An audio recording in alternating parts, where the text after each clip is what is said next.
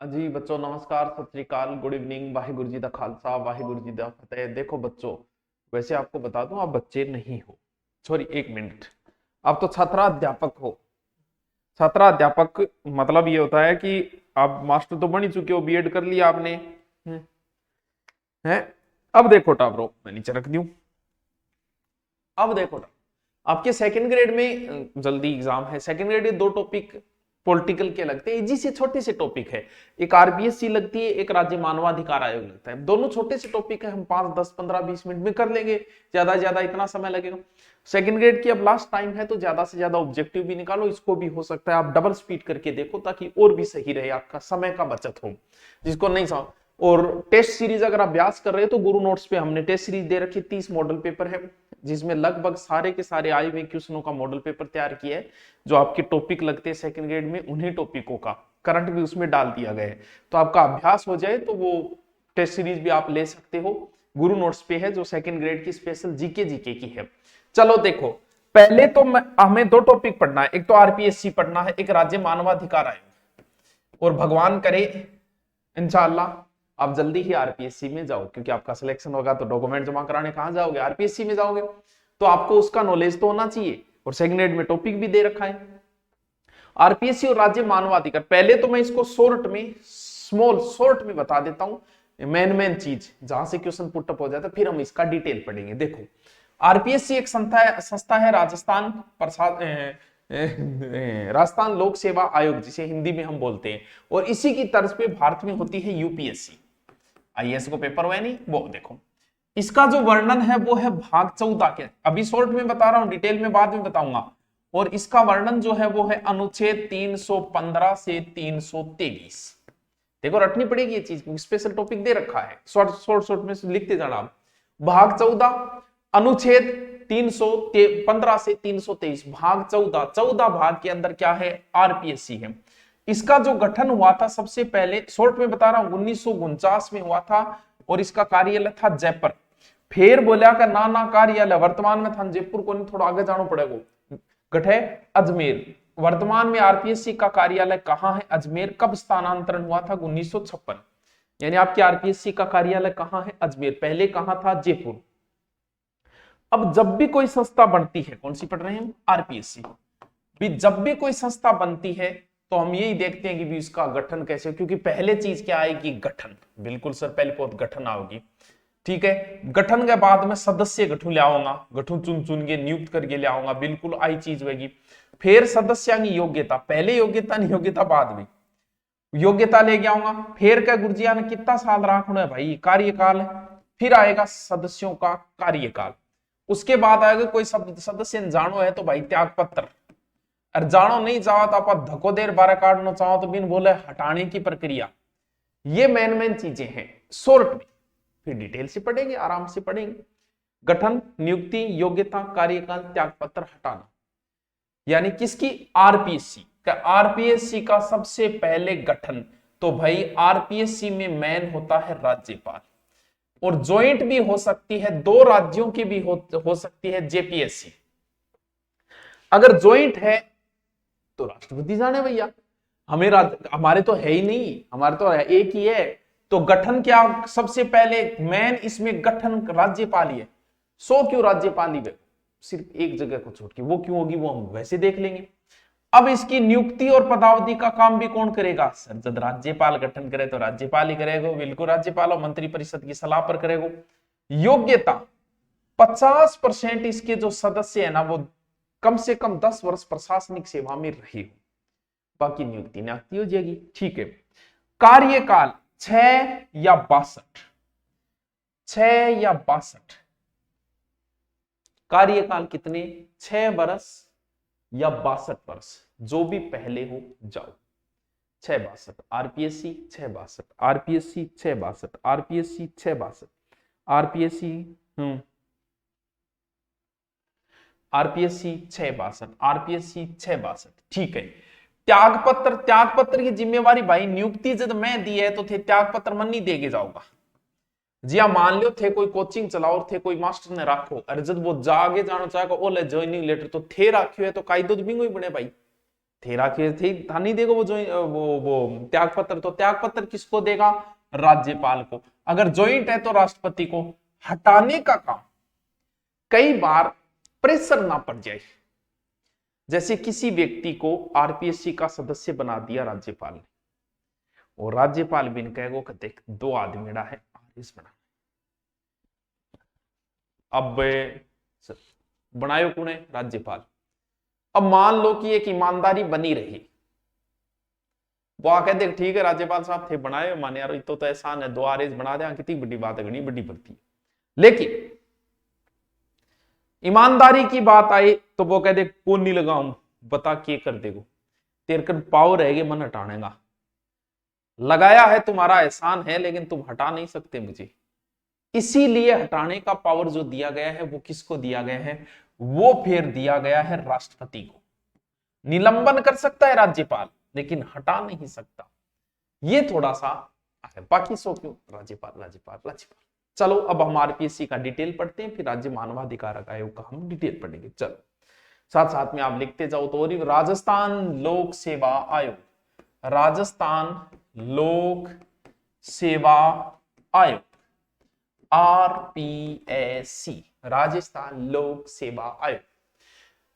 संविधान के भाग 14 के अंदर इसका जिक्र किया गया है, और संविधान के भाग 14 के अनुच्छेद 315 से 323, 315 टू 323 क्या अनुच्छेद के अंदर आरपीएससी का जिक्र किया गया है। इसकी संरचना, नियुक्ति, कार्यकाल, योग्यता, शर्त, सारी की सारी चीजें भाई जी 315 और 323 मायने लिखी।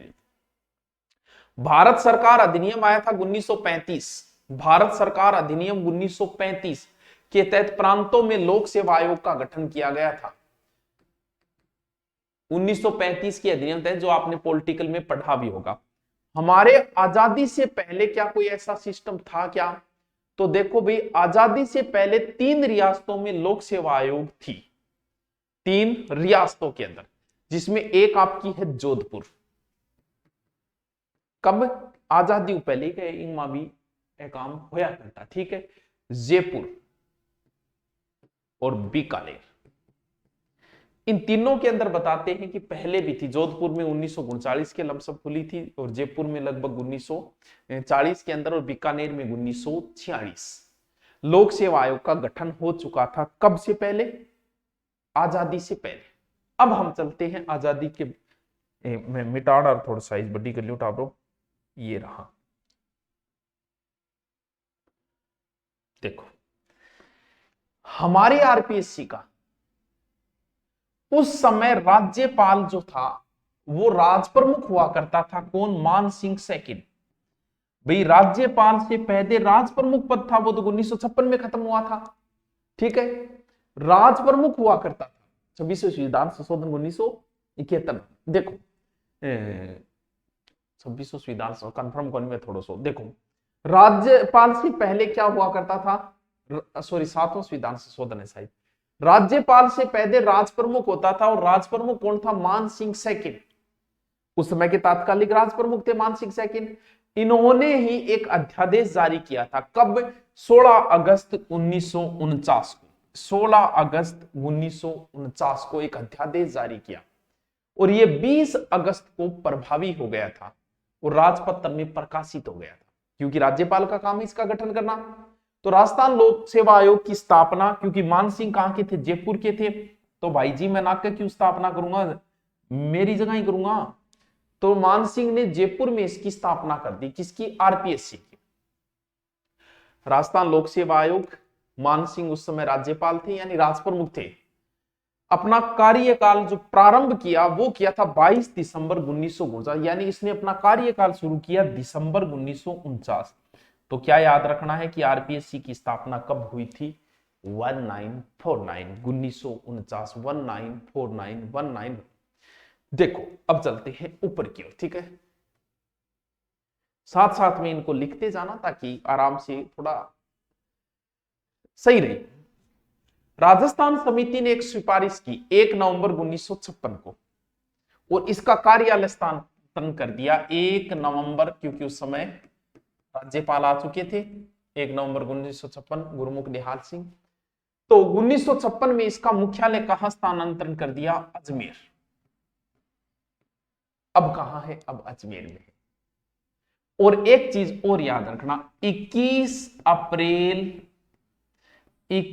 अप्रैल को क्या मनाया जाता है? अप्रैल को लोक सेवा आयोग दिवस मनाया जाता है। 21 अप्रैल को लोक सेवा दिवस मनाया जाता है। लोक सेवा दिवस 21 अप्रैल को लोक सेवा दिवस मनाया जाता है। 21 अप्रैल को लोक सेवा दिवस मनाया जाता है। अब आरपीएससी के प्रथम कौन थे, ज्यादा समय तक कौन रहे, क्या रहे, वो तो हम देखेंगे बाद में, लेकिन पहले हम इसके गठन से संबंधित जो विस्तृत चर्चा है वो अब करते हैं। ये तो आपको पता है कि संविधान में इसका जिक्र है। इसका मतलब संवैधानिक निकाय है, भाग 14 अनुच्छेद 315 से 23। एक परामर्शदाती है वैसे ये संस्था, सलाहकारी निकाय है वैसे, इस चीज का ध्यान रखना, आरपीएससी एक सलाहकारी निकाय है। अब हम एक एक अनुच्छेद का जिक्र करते हैं आरपीएससी के, आप भी साथ साथ में लिख सकते हो। अनुच्छेद 315, सबसे पहले 315 का ही होगा, तो सबसे पहला अनुच्छेद है ये। इसका मतलब इसके अंदर गठन का प्रावधान है, पहले वो तो गठन ही, वेगो गठन कोई लास्ट अनुच्छेद में थोड़ी करांगा। यानी 315 एक के तहत क्या कहा गया है, देखिए, प्रत्येक राज्य में एक आरपीएससी होगी, सॉरी आर तो राजस्थान लग गया, पीएससी होगी, यानी लोक सेवा आयोग। अपन राजस्थान लोक सेवा होगी, या उत्तर प्रदेश लोक सेवा, मध्य प्रदेश, तो एक लोक सेवा आयोग होगा, वो प्रत्येक राज्य के अंदर होगा। लिखा गया इसी अनुच्छेद में कि जिसका गठन कौन करेगा? जिसका गठन हमारे महोदय करेंगे, राज्यपाल जी। ठीक है सर, बहुत बढ़िया, साथ साथ में लिखते जाओ, ज्यादा अच्छा लगेगा। ठीक है, अब देखो, अगर विधि राज्य विधानमंडल द्वारा बनाई जाएगी, विधानमंडल नहीं है तो भी इसका देखेंगे क्या, देखो अनुच्छेद 315(2) यानी राज्यपाल करेगा। 315(2) के तहत क्या बात बोलेगी? आपको कलर दूसरा ले लेता हूं, अच्छा नहीं लग रहा तो क्या पता, तो एक ज्वाइंट यानी संयुक्त लोक सेवा आयोग, जिसे हम जेपीएससी कह देते हैं, जेपीएससी, दो राज्यों की संयुक्त भी हो सकती है, दो या दो से अधिक राज्य, कई राज्य भी छोटा, जो पंजाब हरियाणा छोटे, तो ज्वाइंट भी कर दे, कोई बड़ी बात नहीं। तो कई जगह ऐसा होता है कि दो या दो से अधिक राज्यों की संयुक्त लोक सेवा आयोग भी हो सकती है। इसका गठन संसद करेगी, क्योंकि दोनों राज्य है तो राज्य तो निर्णय नहीं देंगे, फिर ऊपर ऊपर बाबूजी देगा। राज्यों के विधानमंडल द्वारा आशय का प्रस्ताव पारित कर दिया जाए तो ऐसा किया जा सकता है केंद्र द्वारा, तो वो क्या हो जाएगी, उसे हम जेपीएससी बोल देंगे, आरपीएससी जेपीएससी। ठीक है, यहां से काम का चीज एक ही है, अनुच्छेद याद रहे तो ठीक है, न रहे तो कोई बात नहीं, कि आरपीएससी का गठन कौन करता है? राज्यपाल। ठीक है, फिर आते हैं अनुच्छेद 315 के बाद में अनुच्छेद 316। ठीक है, लिखो, अब जब गठन कर दिया तो हम अध्यक्ष और उसके सदस्यों और उसके पदावधि का जिक्र करेंगे, यानी इसके अंदर है अध्यक्ष प्लस सदस्य प्लस उनका कार्यकाल यानी पदावधि। ठीक है, देखो के 316(1) इतना थे ना, याद करिए 316(1) याद रहे तो ठीक है। इसके अंदर नियुक्ति का प्रावधान है, क्योंकि सबसे पहले तो नियुक्ति तो करो भाई, यही न काटोगे, साथ साथ में लिखोगे तो अच्छे नोट्स तैयार हो जाएंगे, हो जाएगा तैयार। देखो, आरपीएससी का चाहे अध्यक्ष हो चाहे सदस्य हो, करेगा कौन? राज्यपाल। लेकिन राज्यपाल की सीधी नहीं चलती यार, मंत्रिपरिषद कहेगा, मंत्रिपरिषद कहेगा सुभाष जी सर बना दो, पढ़ा दो भाई, तो राज्यपाल की नहीं चलेगी। फीलिंग तो लेस कहां, देखो नियुक्ति कौन करेगा? राज्यपाल, लेकिन किसके कहने पर? राज्यपाल सीधे नहीं करेगा, मंत्रिपरिषद की सलाह पर करेगा, मंत्रिपरिषदी सलाह पर। आ चीज काम की बात है, अकेली उसकी नहीं चलेगी। लेकिन जहां आ जाए नोट में हम साथ साथ में लिखते जाएंगे कि अगर जेपीएससी है तो फिर कौन करेगा? राष्ट्रपति। उसमें तो दो राज्यों की है तो राष्ट्रपति कर देगा, इसमें कोई समस्या नहीं है। ठीक है, क्या पढ़ा है हमने? नियुक्ति कौन? राज्यपाल, पहले भी पढ़ चुके। आरपीएससी की जब स्थापना हुई थी हमारे, उस समय एक अध्यक्ष और दो सदस्य थे, यानी आरपीएससी के स्थापना के समय अध्यक्ष तो देखो होगा ही होगा, एक अध्यक्ष प्लस 2 सदस्य थे जब इसकी स्थापना हुई थी उस समय। 2011 में ए बोलिया भाई जी 3 जना ने 15-15 लाख रोजगार दे जाएंगे बढ़ाओ की, तो अध्यक्ष तो एक ही रहेगा। बोला सदस्य था ने 7 और दे दे, 7 मिल गए थे करो काम, यानी टोटल कितने 8। वर्तमान में कितने हैं 8। वर्तमान में आरपीएससी के 8 सदस्य हैं जो आपको कितने लाखों को नचाएंगे देख लो आप कितने 8। वो कहेंगे पेपर अभी नहीं है तो नहीं है तो है जो भी है, यानी 8 सदस्य। इन सदस्यों की संख्या कितनी होगी ये डिसाइड भी राज्यपाल ही करेगा, वही नियम बनाएगा, ठीक है जी। अब इसमें जो सदस्य हैं उनका क्या रहेगा, 50% सदस्य तो ऐसे होंगे जो नॉलेजेबल होने चाहिए, यानी प्रशासनिक अधिकारी। सगड़ा आड़ू मूर्खान थोड़ी बना देंगे, प्रशासनिक अधिकारी होने चाहिए। किसी भी राज्य के अधीन उन्होंने कम से कम 10 वर्ष तक प्रशासनिक कार्य किया हो, नौकरी करेड़ी में, चाहे पुलिस में करेड़ी, वो बड़ी नौकरी जो है वो प्रशासनिक नौकरी में रहे हो कितने वर्ष तक, प्रशासनिक नौकरी। यानी अगर मान लो कि आप आरएस बनो टॉप रहो 10 साल तक तो हो सकता है, ठीक है। और बाकी जो बच गए आधे सदस्य 50%, वो राजनीति से भी हो सकते हैं, शिक्षा से भी हो सकते हैं, कानून से भी हो सकते हैं, समाज सेवा से भी हो सकते हैं। आयोग अध्यक्ष पद से संबंधित संविधान में ऐसा कोई प्रावधान नहीं है कि वो किस क्या योग्यता रखेंगे। कोई बढ़िया समाज सेवा कर रहे वही उसके, शिक्षा रो कर रहे वही उसके, कानून समाज कोई हो उसके, इसका मतलब थारी भी बारी आस के, ठीक है। तो आप नियुक्त हो सकते हो और प्रशासनिक बनते हो तो वैसे हो सकते हो। तो 50% प्रशासनिक होना चाहिए, 50% अच्छे सरकार पर डिपेंड है किन चुनेगी वो उस पर डिपेंड। चलो भाई समझ में आई बात। आगे कई बार अध्यक्ष से संबंधित अगर बात हो जाए जिसे हम बोलते हैं कार्यवाहक अध्यक्ष, कार्यवाही का अगर अध्यक्ष की जरूरत पड़े तो उन्हीं में से राज्यपाल जिसे कहे उसे बनाया जा सकता है, वो कर्तव्य का पालन करते रहेगा जब तक नए अध्यक्ष नहीं आओगे। जब तक बामू बना ले रहे कोई एक जन बन जाओ यार अध्यक्ष, के फर्क पड़े, बस भाई बात है। कार्यवाहक अध्यक्ष की नियुक्ति भी कौन करेगा, राज्यपाल ही करेगा। और संयुक्त अगर है जेपीएससी तो राष्ट्रपति कर देगा। वाह कुछ समझ में आ रही होगी। अब चलते हैं अनुच्छेद 316। कितने अनुच्छेद, अनुच्छेद नहीं याद रहे तो कोई बात नहीं, नहीं रहे तो नहीं रहे। 316 2 के अंदर क्या लिखा गया है, इनका कार्यकाल।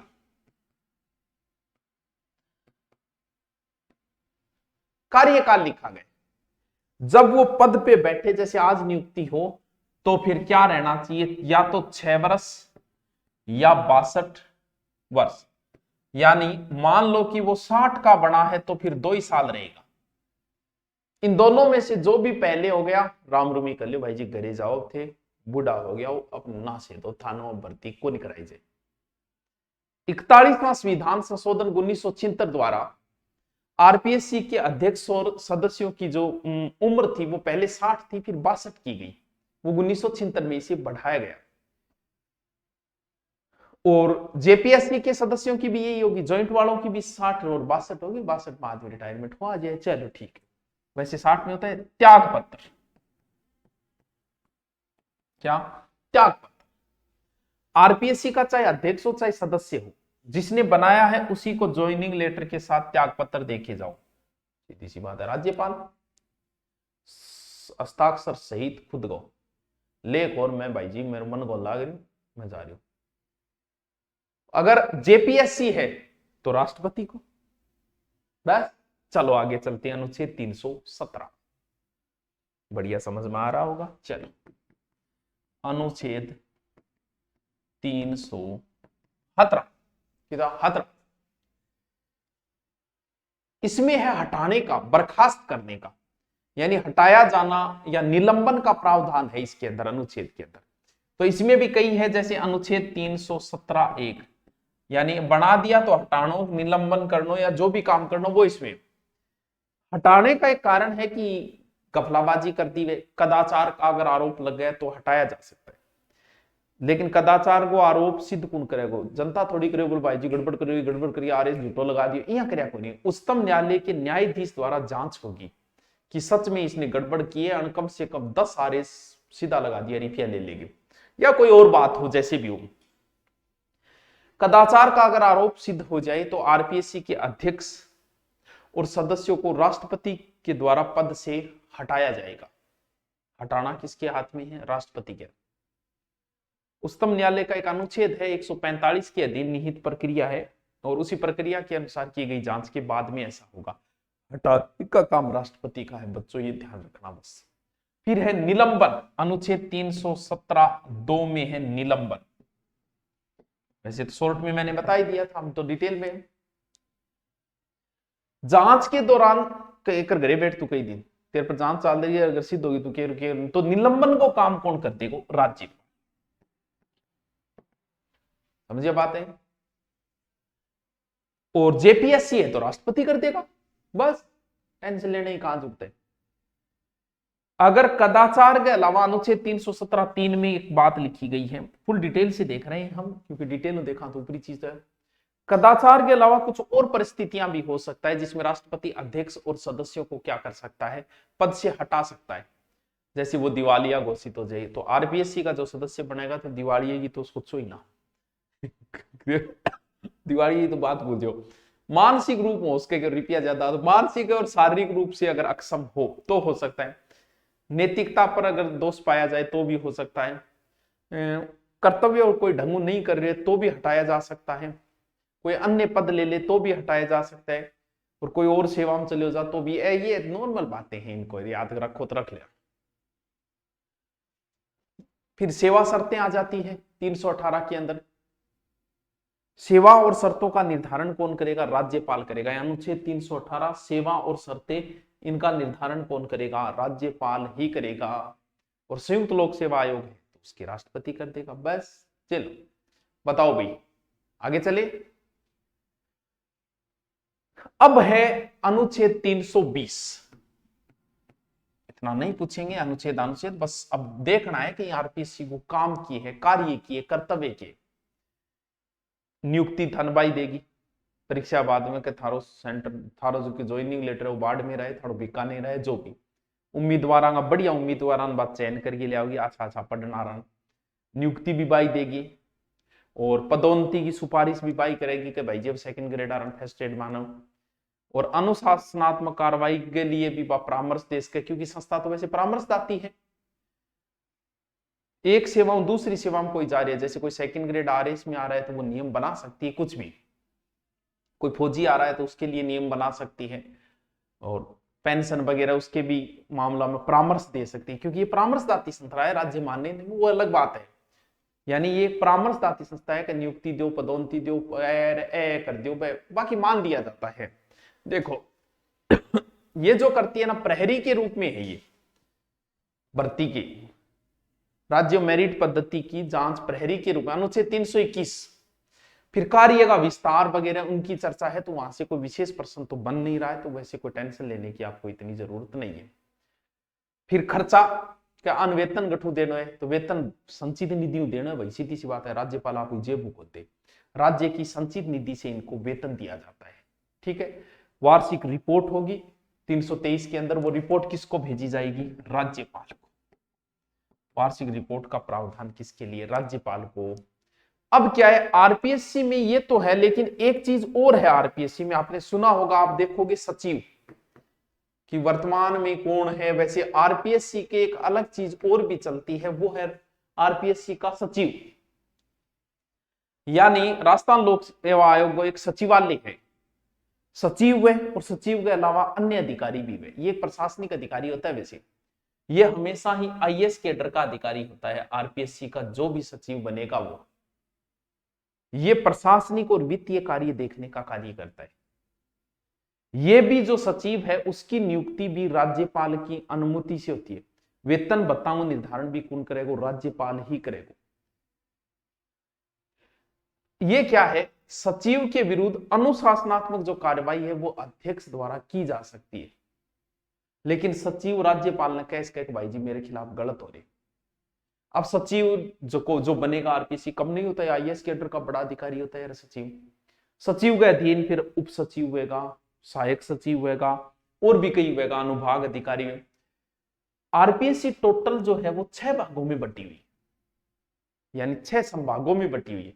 प्रशासनिक संभाग होगा, भर्ती वाला संभाग होगा, परीक्षा का संभाग होगा, लेखा संभाग होगा, शोध संभाग होगा, विधि संभाग होगा। याद करो तो कर लेना, वरना कोई जरूरत नहीं है। राजस्थान लोक सेवा आयोग के पहला अध्यक्ष जो था वो याद कर लेना, आरपीएससी का पहला अध्यक्ष था एस.के. घोष। आरपीएससी का पहला अध्यक्ष कौन था? एस.के. घोष। दूसरा था एस.पी. त्रिपाठी। लेकिन पहले पूछ के आरपीएससी का प्रथम अध्यक्ष कौन था? वर्तमान में 8 है, वर्तमान वाले गूगल पे देख ही लेना आप, ठीक है। वर्तमान और 3 महिला सदस्य वैसे वर्तमान वाले के अंदर। अब छोटी छोटी लाइन अगर आप लिखना चाहो, प्रथम अध्यक्ष कौन है? एस.के. घोष, जो लगभग 57 से 58 तक रहे थे। सर्वाधिक कार्यकाल डी.एस. तिवारी, लिखना चाहो तो लिख सकते हो।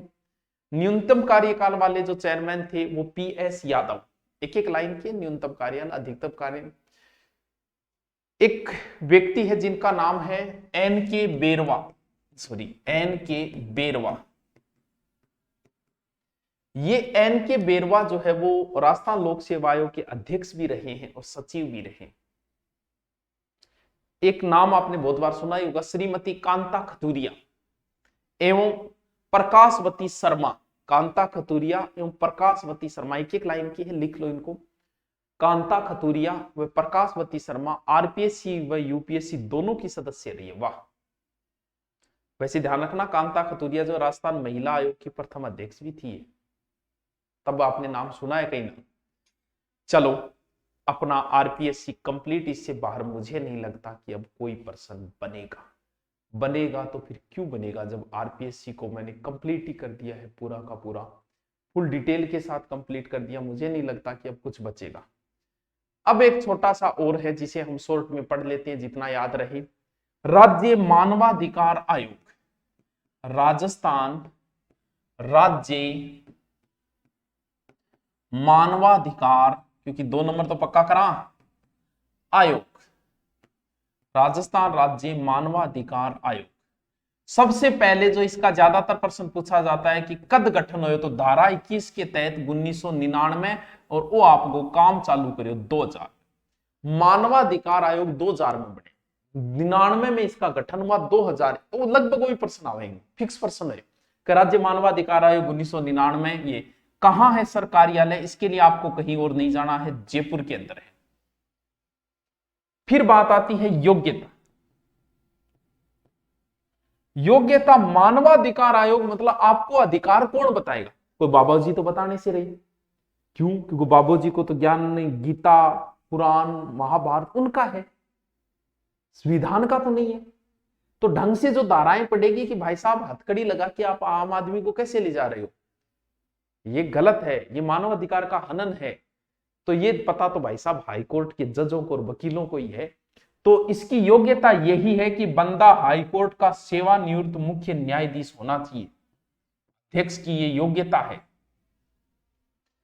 सर इसको कौन बनाएगा? तो जहां भी राज्य की बात आएगी, भले अध्यक्ष भले पद हो, राज्य की बात आई तो सीधा सा बात है, राज्यपाल ही इनको नियुक्ति करेगा। एक चीज जाना, सबका कार्यकाल जो है वो लगभग 60 वर्ष तक होता है, 5-60, किसी का 6-62। ये मानवाधिकार आयोग, अधिकार तो बहुत ऊपर चले गए, हमें कितने अधिकार दे दिए, अधिकार ऊपर चले गए। उस हिसाब से याद रखना कि 3 वर्ष या 70 वर्ष। अब देखो 70 तो क्या कोई को नहीं है, इमी है सिर्फ, बाकी सब में 60-62। तो जज रिटायरमेंट हो गया होगा तो 5-7 साल तो रहने दो महीने, क्यों 60 पर रिटायरमेंट हो गया होगा, 60-62 पर तो 65 पर मान लो, तो 5-7 साल तो दो भी नहीं। आई जगह 70 है, यानी 370। जब बनाया राज्यपाल ने है तो ये त्याग पत्र भी किसको देंगे? राज्यपाल। लेकिन हटाने का कार्य कौन करेगा? राष्ट्रपति। ध्यान रखिए। अभी मैंने आपको बताया है कि राज्य मानवाधिकार आयोग, आंखें बंद करो, राज्य मानवाधिकार 1999, 2000, 99, 2000 जयपुर, और यहाँ इसका अध्यक्ष जो है वो हाईकोर्ट का मुख्य न्यायाधीश होना चाहिए, रहा वहां होना चाहिए। बाकी सब राज्यपाल हटाने का काम किसका है? राष्ट्रपति का। अब देखो आरपीएससी को हम शॉर्ट के अंदर देखते हैं। मानवाधिकार संरक्षण अधिनियम की मानवों के भी तो कुछ अधिकार है। 1993 की धारा 21 यानी मानवाधिकार आयोग की क्या बताया? 1993 की धारा 21, 1993 की धारा 21 के तहत जो है राज्य सरकार में मानवाधिकार आयोग की स्थापना की गई। मानवाधिकार संरक्षण अधिनियम 1993 मोइडी स्थापना देखिए 93 की धारा 21 के तहत राज्य मानवाधिकार आयोग का गठन किया गया।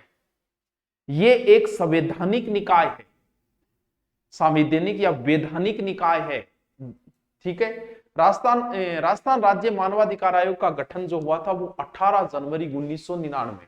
अब मैं डिटेल से बता रहा हूं आपको, 18 जनवरी 1999 को हुआ था एक अध्यादेश द्वारा, लेकिन कार्य प्रारंभ जो किया वो 23 जनवरी है कि मार्च है, 23 मार्च है, 23 मार्च 2000 में इसने कार्यकाल अपना शुरू किया था, प्रारंभ किया था। याद रह जाएगा। हाँ सर, थोड़ा थोड़ा याद भी हो रहा है, थोड़ा थोड़ा रह भी जाएगा। मुख्यालय बता दिया क्या है, मुख्यालय इसका जयपुर में है, शॉर्ट में लिख लो इसका, मुख्यालय जयपुर। बहुत सारे सदस्य होते हैं इसमें, बहुसदनीय निकाय है, यानी राज्य मानवाधिकार आयोग जो है वो बहुसदनीय निकाय है। शुरुआत में इसमें एक मेन अध्यक्ष प्लस 4 सदस्य हुआ करते थे। कब? जब गठन हुआ 99। लेकिन फिर बोला वो एकमात्र इसे जगह घटाया है, यानी एक सदस्य अध्यक्ष प्लस 2 सदस्य कर दिया। कब? 2006 में संशोधन द्वारा। पहले ज्यादा फिर कम कर दिया, जज जज लियावा बैठू तो रिटायरमेंट। अब बात करते हैं इनकी योग्यता। किसकी योग्यता? अध्यक्ष पद हेतु उच्च न्यायालय का सेवानिवृत्त मुख्य न्यायाधीश, क्यों मानवाधिकारों का नॉलेज नहीं है भैया। अन्य न्यायाधीश जिनका 2019 में किया गया था को अध्यक्ष बनाया जा सकता है, अन्य न्यायाधीश को भी बनाया जा सकता है, पहले मुख्य न्यायाधीश बाद में अन्य न्यायाधीश को बनाया। सदस्यों हेतु योग्यता, ये तो अध्यक्ष की योग्यता है। एक सदस्य जो होगा वो सेवानिवृत्त या वर्तमान न्यायाधीश या जिला न्यायालय कहीं भी सेवानिवृत्त वर्तमान न्यायाधीश, मतलब नॉलेज तो नहीं होगा यार मानवाधिकार से, और एक विशेषज्ञ भी हो सकता है।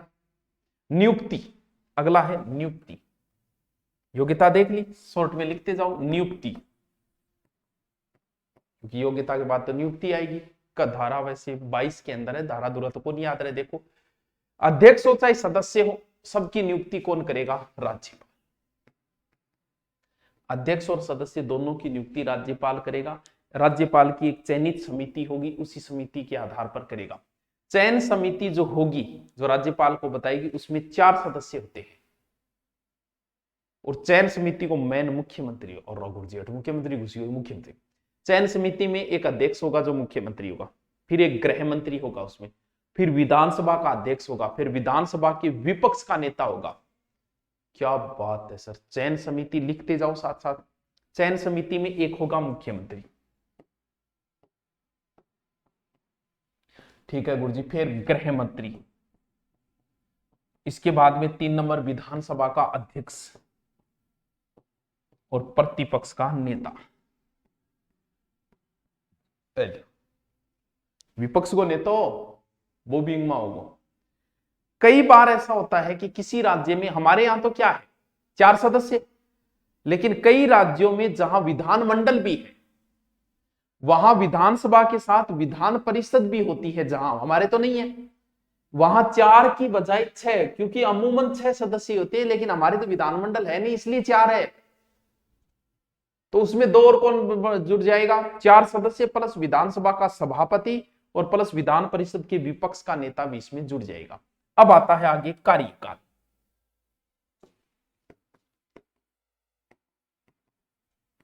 शॉर्ट में तो मैं पहले बता ही चुका हूं, धारा 24 के तहत है। वर्तमान में इनका कार्यकाल 3 वर्ष या 70 वर्ष की आयु, या तो कार्यकाल 3 वर्ष होना चाहिए या फिर बूढ़ो हो जाना चाहिए पूर्व 70 वर्ष, जो भी पहले होगा वो।